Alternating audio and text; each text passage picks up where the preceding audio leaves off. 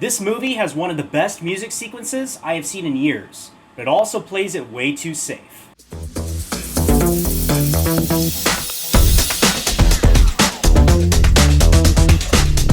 Welcome to the Caffeinated Critic. Michael is the long-awaited musical biopic directed by Antoine Fuqua that explores Michael's life and rise to stardom. However, contrary to many people's expectations going into this film, this is a part one. As a result, it focuses heavily on his childhood and his career.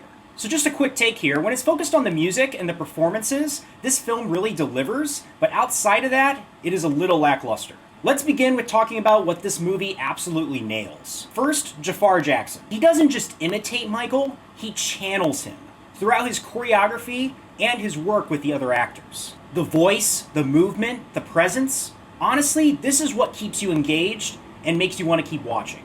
And all of that leads into the choreography here, which is one of the highlights. The dance sequences feel alive, intentional, and vibrant. They're not just recreations of Michael's life, they also place you in the mindset of the artist. This is especially demonstrated in the Thriller music video that occurs about halfway through the runtime of this film. Beyond the choreography, there's also the score of this film. The way the music is used throughout feels propulsive and intentional throughout each scene that it occurs. And it really helps with the boring backstory that occurs between music sequences because it allows the audience to focus more on Michael's music than his backstory. There are moments where the film blasts you with energy and then abruptly cuts the sound when something dramatic happens, which really works in the film's favor. Another big standout here is the emotional core of the film that occurs between Michael and his mother. These moments are the heart of this film, and it is where the most emotional impact will occur as an audience member.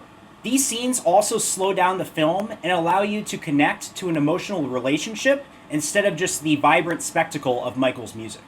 In real life, his mother really did have a close relationship with him, and that definitely translates to this film. There's also a really neat behind-the-scenes angle that showcases what happened in all of his music videos and how he collaborated with directors and crew.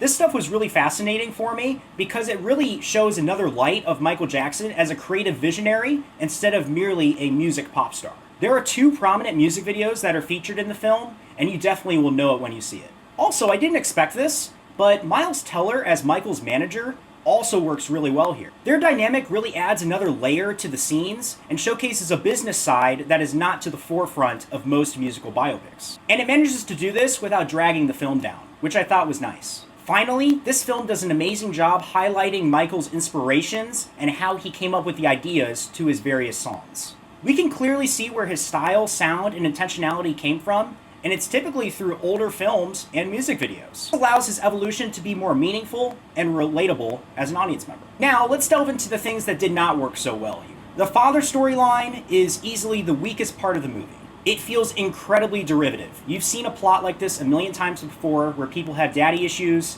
and then things spiral out of control. And even worse, it doesn't really evolve. It is constantly the same beat over and over again that Michael's dad just wants him to keep doing the Jackson 5 instead of going off on his own.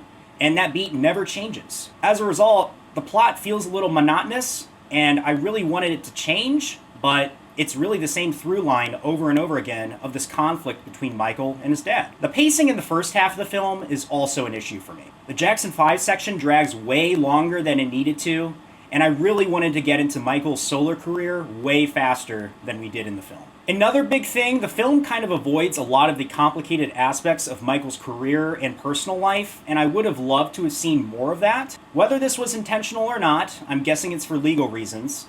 The studio decided not to showcase these aspects of his life, and as a result, it makes the film a little clean and a little Hollywoodized. Most likely, these topics will be explored in Part 2. Part 2 may happen, it may not, but we'll have to see. And that leads into the fact that this is a Part 1, so it does feel incomplete.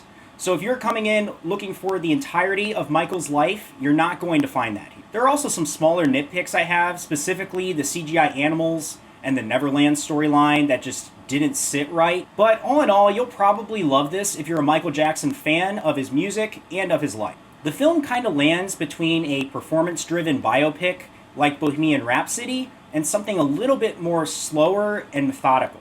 And honestly, it doesn't go as deep as it probably should. It feels a little superficial.